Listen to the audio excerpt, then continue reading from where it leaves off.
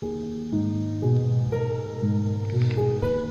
hosts feel it would be a little unkind to present this podcast without just a word of friendly warning. We are about to unfold the story of Frankenstein, a man of science who sought to create a man after his own image without reckoning upon God. It is one of the strangest tales ever told. It deals with the two great mysteries of creation, life and death. I think it will thrill you. It may shock you. It might even horrify you. So if any of you feel that you do not care to subject your nerves to such a strain, now's your chance to. Well, we've warned you.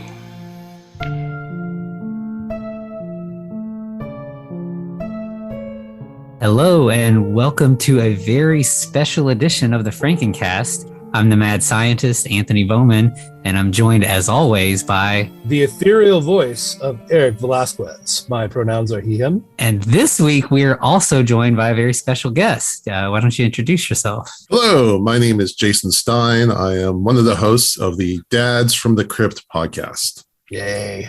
Good to have you. Welcome. Yeah. Yeah. Thanks for having me. Yeah. I'm a lifelong Frankenstein enthusiast, and this is a dream come true to talk about Frankenstein. Fair enough. I'm a lifelong Tales from the Crypt fan, so there you go. Excellent. Well, I'm glad we could make your dream come true. Yeah. Well, like I was telling Anthony before the show, and just so Eric can see, I have a mouse pad with the Frankenstein mail stamp from 1997. I love it. It's so good. So, and I've been using this thing for almost 25 years, and I've got 3 different Frankenstein figures on my shelf. So, and my last name is Stein. So my dad actually convinced me to put Frankenstein on our family tree. Makes sense.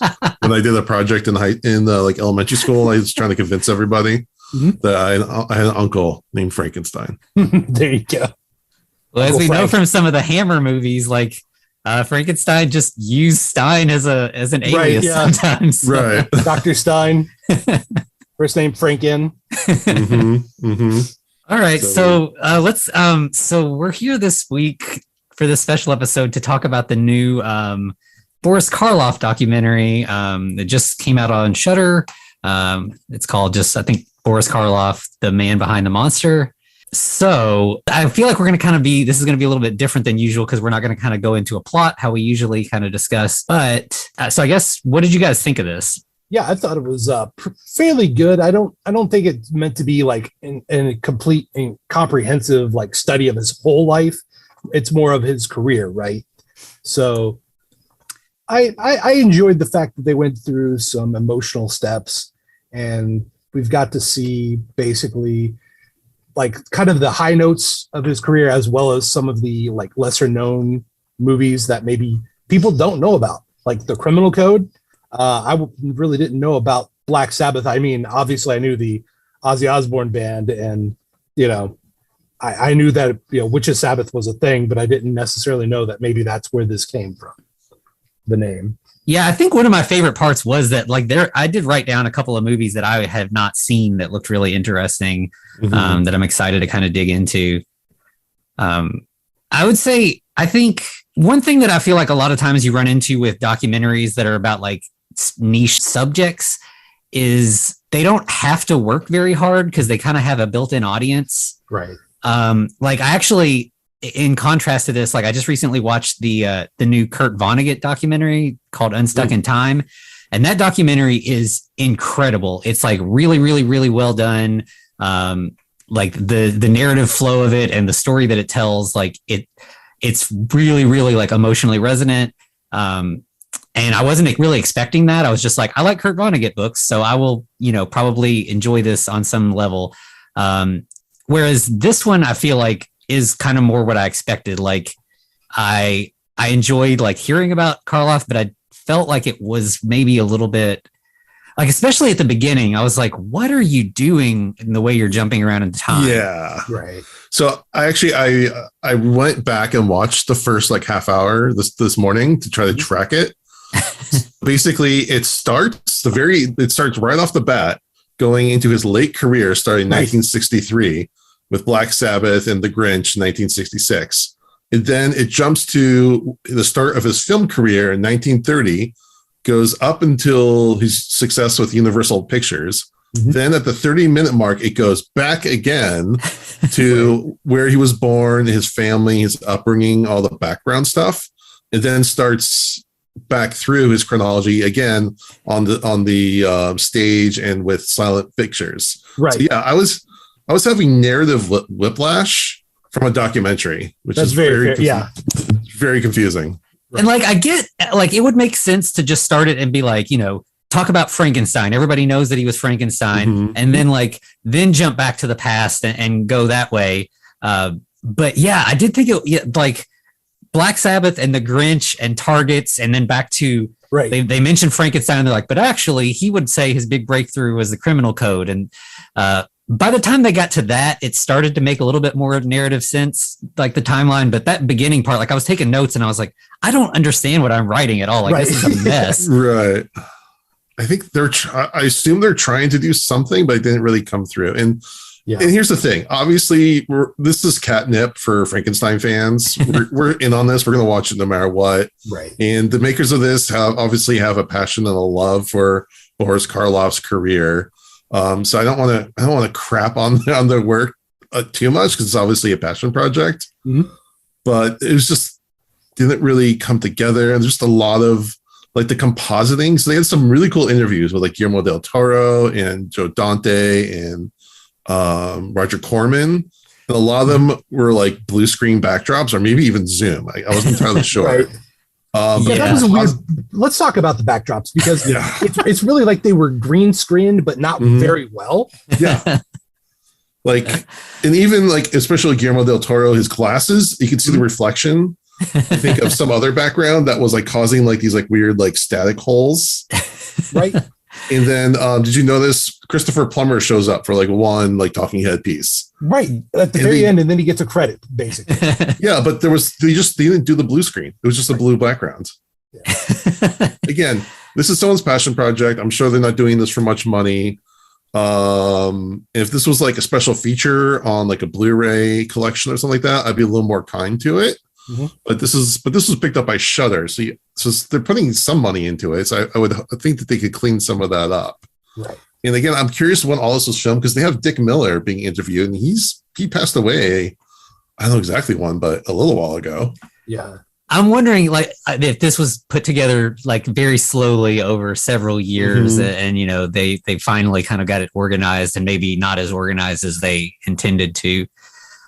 Because like the information that's there, like they have a lot of really good info. They have a lot of really cool archival photos that I'd never seen before. Mm-hmm. They got a lot of good stuff. They just had trouble putting it together in like a cohesive form. Yeah, and I liked like the recordings they had. That was really cool. Oh yeah. They had Sarah Karloff interviewed, and I've met her at conventions, and I even went to a screening of Black Cat. Mm-hmm. That was hosted by Kirk Hammett from Metallica. Nice. So he went up on stage. Sarah Karloff was on stage, and I forget his name, but Bela Lugosi's grandson. They all did a Q&A afterwards. So she's really cool, and she's like all about hanging out with the fans and stuff. Right. But I still felt like for a documentary called "The Man Behind the Monster," I don't feel like they went enough into the man. Like they didn't really go like who he really was. Like. This kind of felt like reading his IMDb page and going to the trivia section for all of his movies. Right.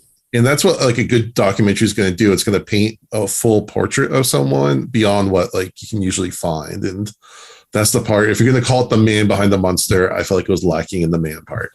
Right. I get that. I definitely, like you said, it kind of felt like they hit the Wikipedia and the IMDb and got the high notes, but they didn't really go too far. Oh, sorry.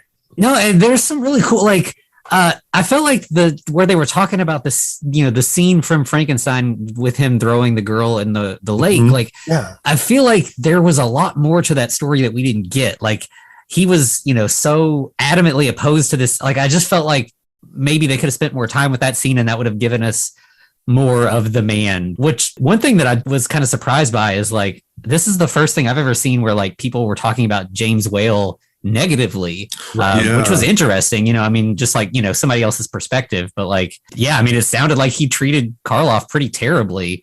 Yeah. It sounded like they had a really bad interaction one time, and that just kind of stuck in both of their crawls. They didn't like each other after that moment, right? So basically when Whale was like, okay, I want you to pick her up and throw her in the pond, and Boris Karloff is like, no, I don't want anything to do with that. But I do appreciate that they came to a mutual, like, at least a compromise.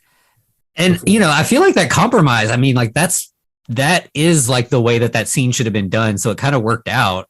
Although it was kind of interesting hearing some other people talk about it afterwards. And they were like, there were some people who were like, I can't believe they removed that. It made it so much worse.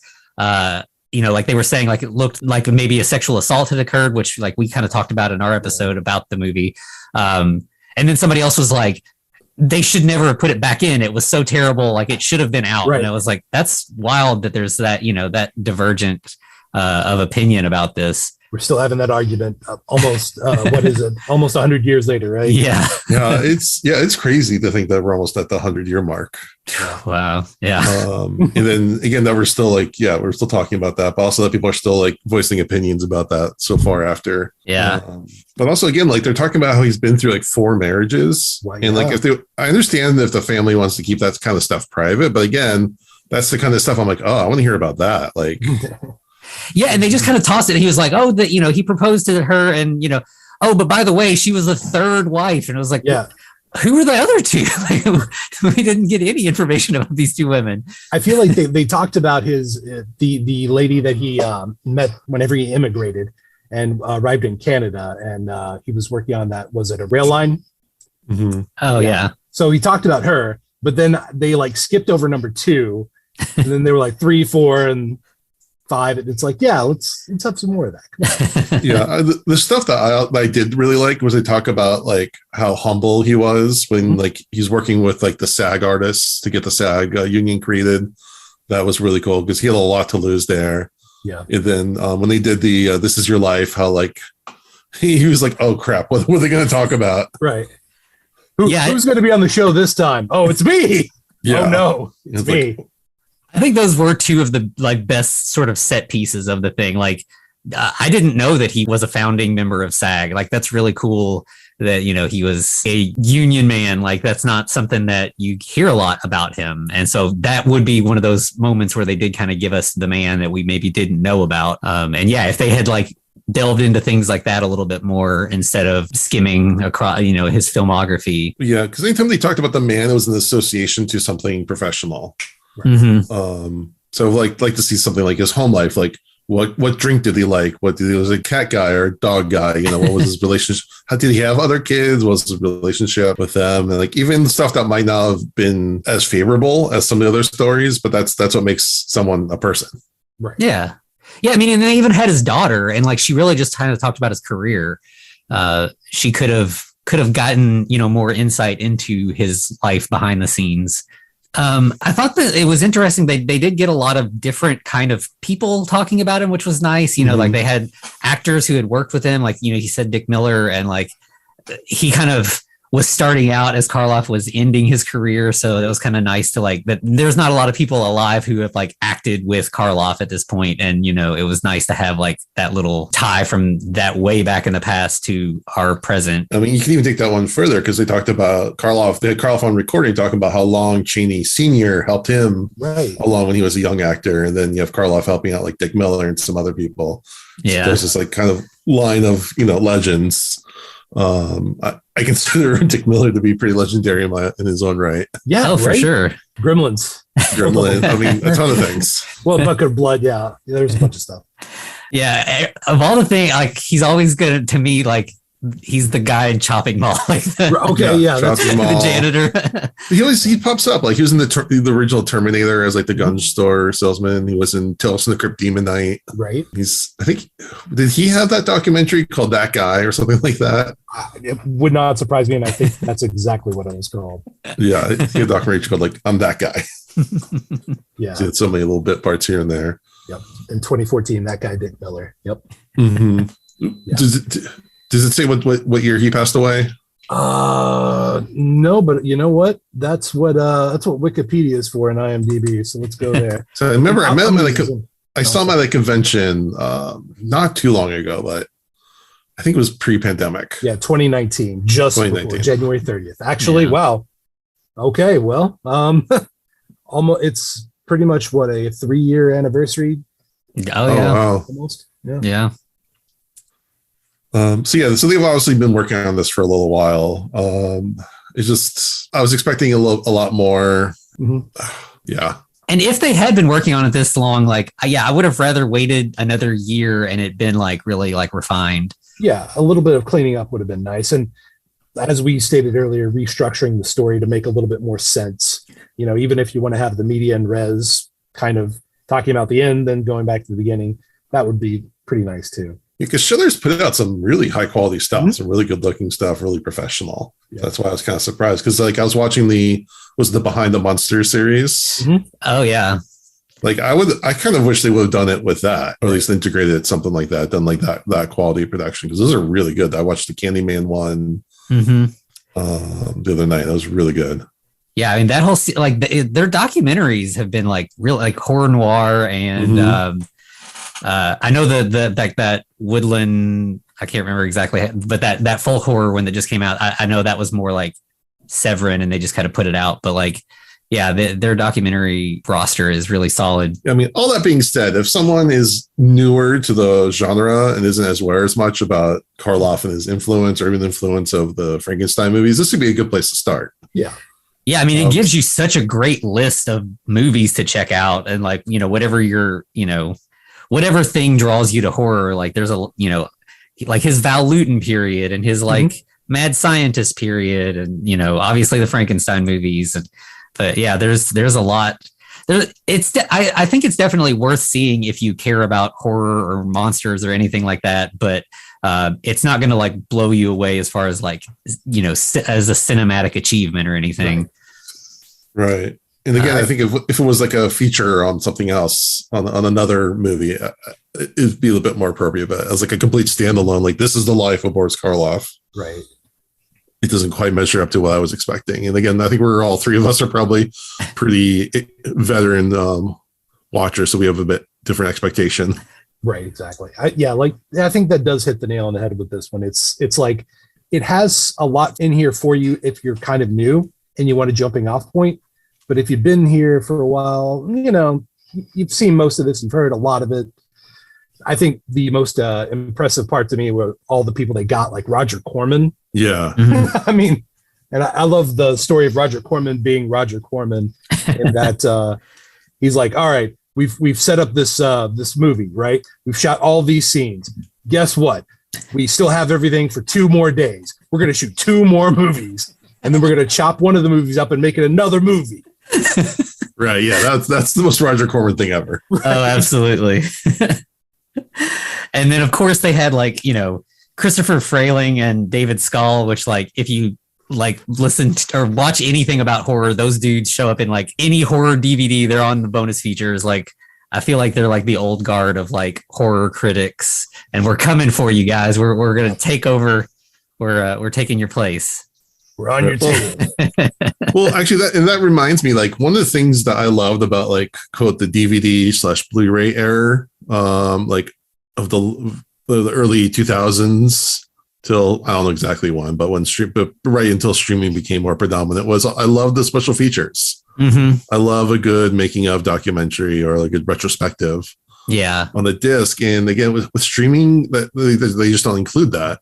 You know, I'm as much of a fan of streaming as anyone else, but I really kind of miss getting to see all those making of and kind of giving due to the crews behind all that.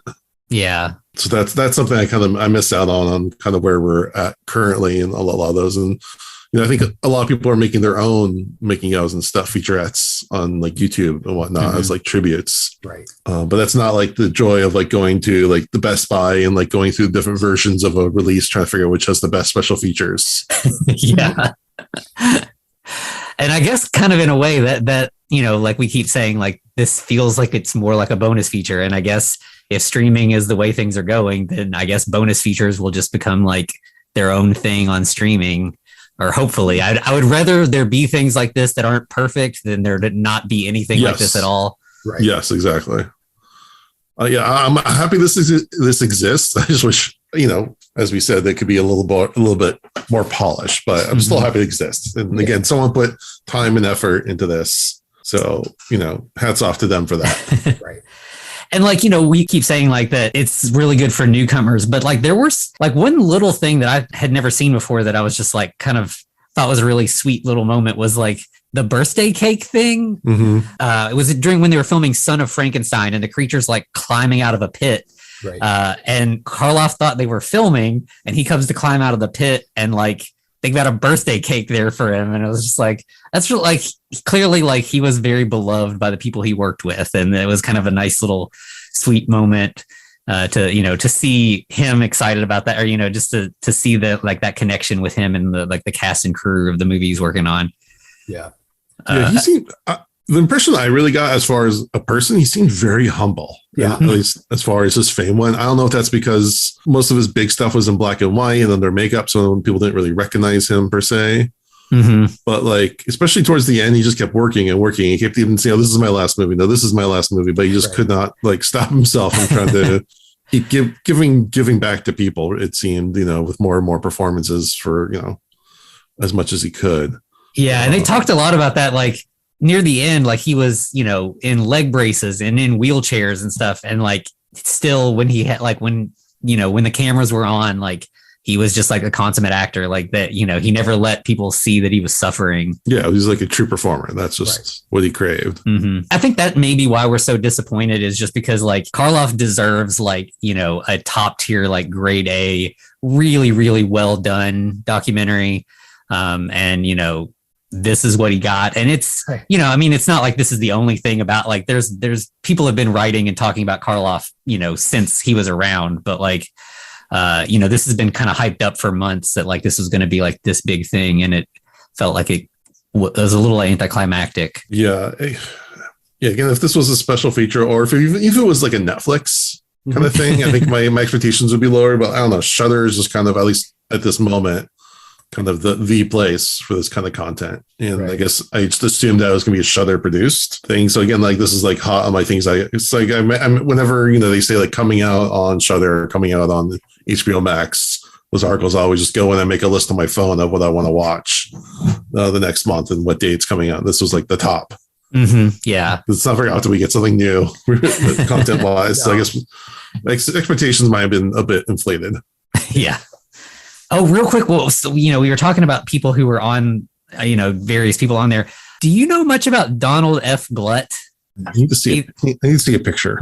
He literally only is like, there's only one talking head interview with him in the whole thing. Like it's very brief.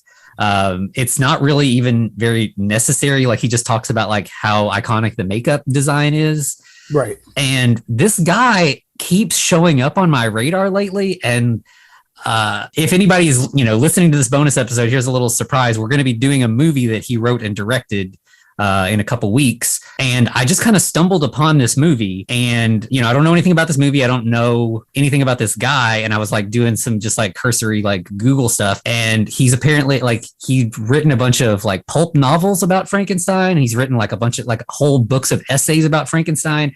And I'm like, why do I not know about this guy? Like, he seems like somebody that I would be very, very aware of. But like, I guess he's just some dude who's just kind of had it like doing his own thing and has just been plugging along for years and years. And I'm like, I actually found he has an eBay store where he's selling his pulp novels like directly from him. And I just bought them all. So I'm like excited to dig into those. But yeah, it's just weird. Like I was kind of curious if you all had heard of him because I hadn't, and I was kind of surprised that it looks like he's been doing a lot of stuff. I was not aware of him. I'm looking at his Wikipedia right now. He made a amateur Spider-Man film in 1969, and I'm really curious what that looks like. Yeah, like, and these pulp novels, like they're like basically like magazines, like they're like 80-page like thick comic books, basically, but like full of text instead of pictures. And then like this movie is called Tales of Frankenstein. And it's apparently like an adaptation of a couple of these pulp novels. So, yeah, I don't know. I haven't read any of it yet. I haven't watched it. It could be great. It could be terrible. But like, I did just think like when I saw him, I was like, oh, he's here in this thing too. Like he's just everywhere all of a sudden. It's like when you get like a new car and you just like suddenly you see that make and model everywhere. And you're like, yeah. Suddenly he's just all over the place. And I'm just like excited to kind of like get to know what he's up to. I think it's fascinating that he was apparently it has written a bunch of comic books like Captain America, some of the What If stuff, some Star Wars stuff, Robert E. Howard adaptations like Cull and Solomon Kane. And of course, Creepy, Eerie, and Vampirella. That was almost read verbatim off the Wikipedia, so I'll take my L on that. But yeah, but he definitely he seems like of a kindred spirit with us. So I'm glad he got his one little moment on this documentary. Right. Hey, you should reach out to him, see if he wants to come talk to you guys. Oh. Yeah, I mean, considering that he just I definitely bought these directly from him, so it seems like it could be possible. I don't know. It never hurts to ask. Yeah. Speaking of which, there was a Frankenstein kind of graphic novel that I used to have as a kid, and I'm going through. Was it like the Bernie Wrightson thing? I haven't seen it in so long, but I'm looking it up right now. No, it wasn't this. It wasn't as stark as that. I'm trying to think what it was. But did you guys read like Frankenstein comic books when you were kids? I actually, funny enough, I was mostly EC stuff. So no, I didn't really. Okay, well, that's also my wheelhouse. Yeah, right. Yeah, I have not read. I've read a couple like little odd things here and there, like in recent years. But yeah, when I was a kid, I didn't see any Frankenstein comics. But yeah, like I was as a kid, like as far as comics, I was very like superhero oriented. I don't think I realized that like I could get Frankenstein in comic book form at the time. Yeah, I'm sure it's something my father got me. Yeah, if you track it down, I definitely would be interested. Check it out. I do remember what was there. There was the DuckTales Frankenstein. Yes. Now you're talking. Yeah. And what was the name of it was like a Dracula duck, but it was a woman. It was on the DuckTales. What is her name? Not Griselda. That's from Banjo-Kazooie.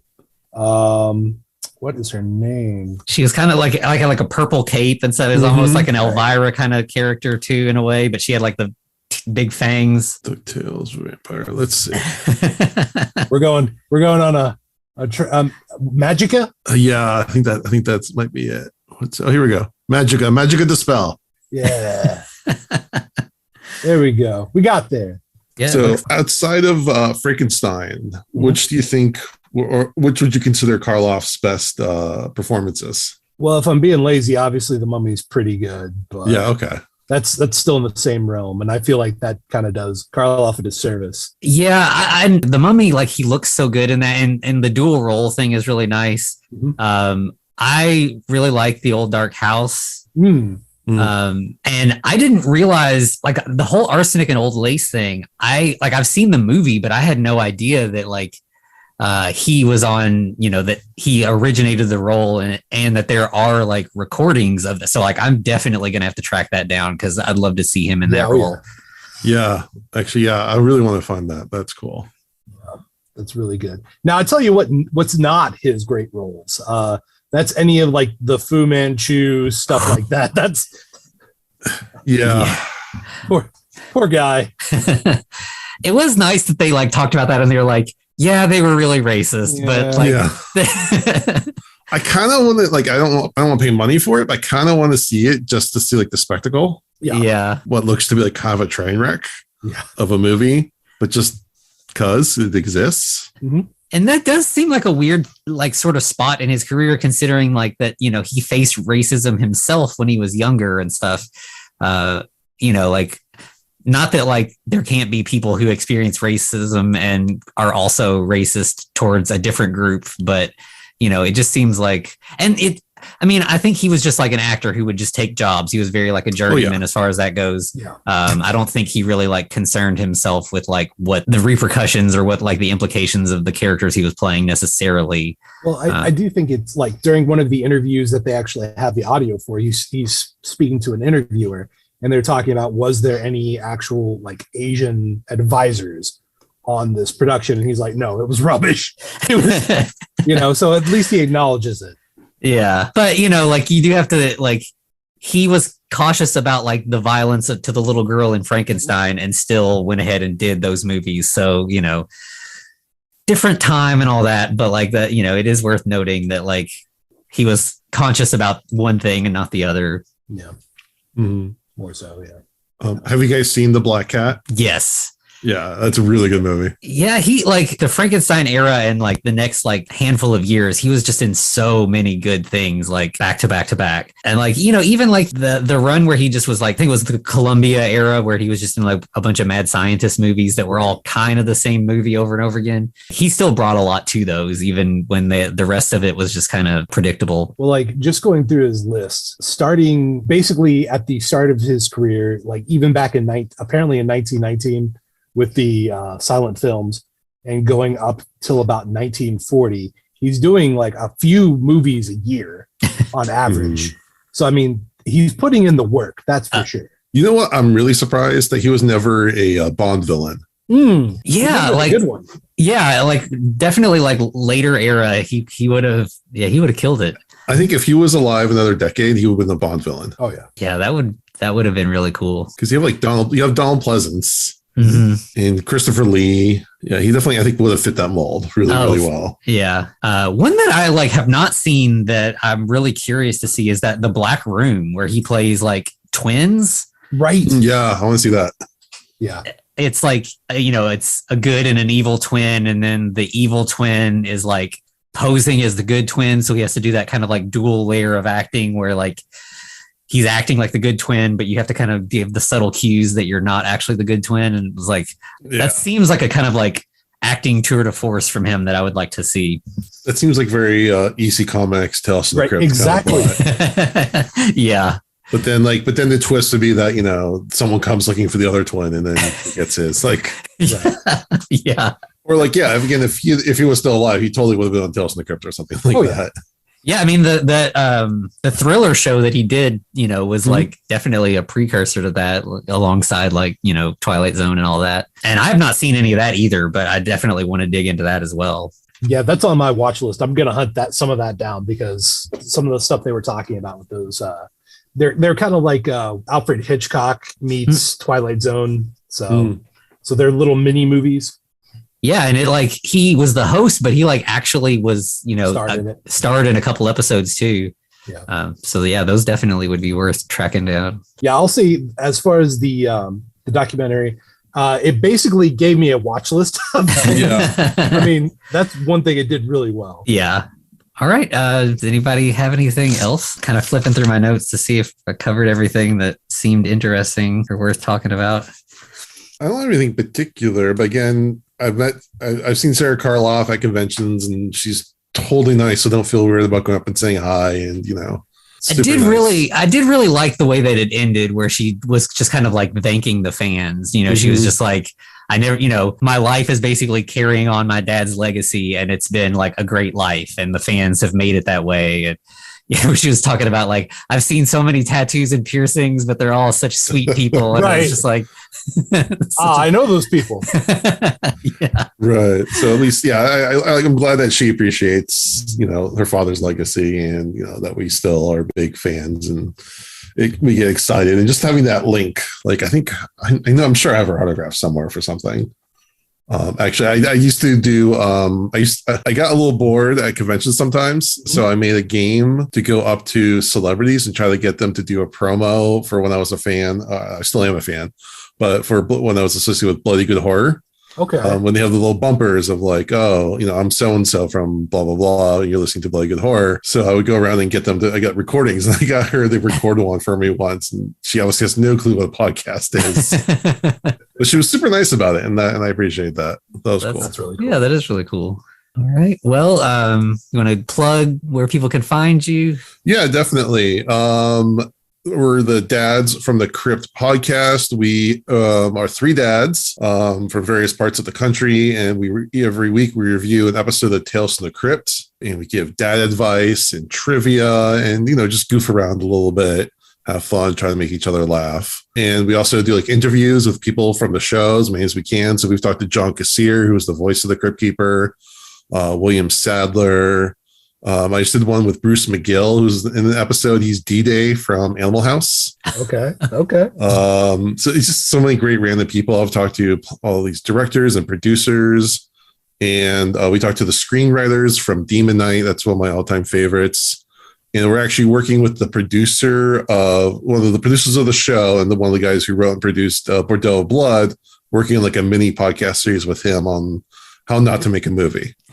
So we're on pretty much every podcast outlet. We're on Instagram at Dads from the Crypt. On Twitter, we got shortened automatically to Crypt Dads. But hey, I'll take it. So you go and give us a follow there. And I really appreciate coming on you guys' show. You know, again, I'm a big Frankenstein fan, so this is like as big of a best of a tribute as I think I could get to that fandom. And I'd love to have you guys on the show soon. Yeah, that sounds great. Thank you so much for coming. It's been fun chatting. Yeah. I mean, obviously, you can find us at the Frankencast at gmail.com, Instagram, Twitter, anywhere. That's where we are. Yep. And, you know, rate, review, subscribe to us and to Dads from the Crypt. Absolutely. All right. Well, in that case, to be continued. Looks like you survived another episode. The Frankencast is a production of FCR Media. It's hosted by Anthony Bowman and Eric Velasquez. Follow us on Twitter at The Frankencast, or send us a letter at thefrankencast@gmail.com. Our cover art is by Amanda Keller. You can find her at Keller Illustrations on Instagram. Our theme music is by Vivek Abhishek. Thanks for listening.